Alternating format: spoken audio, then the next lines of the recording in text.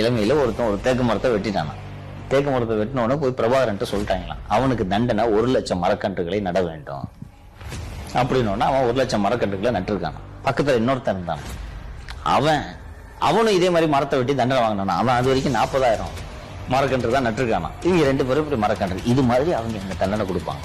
இப்ப அவங்க போர் பண்ணிக்கிட்டு இருந்தாங்களா, போய் மரம் நட்டுக்கிட்டு இருந்தாங்களா? யோசிச்சு பாருங்க, அது 1,00,000 மரம் எங்க நடுவாங்க? அவங்களுக்கு இருக்குது இந்த அவங்க இலங்கை புலிகளின் ஆதிக்கத்தில் இருந்ததுன்றது தமிழ் பகுதிகள் மட்டும்.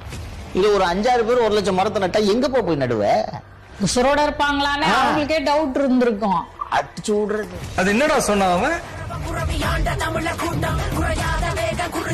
கடந்த காலம் பேசு, இனி நேரங்காலம் பார்த்து படையிறங்க போகுது புதுசு. இது பாண்ட தந்த பூமி, நீ பரிசலிக்கிற நமக்கு. கண்ணி காட்டில 2 காலில வரை புலி நடந்தது தெரியுமா? அத நாட்டில வந்து பிறந்த மண்ணில குருதி தாக மடங்குமா? குட்ட குட்ட குனிய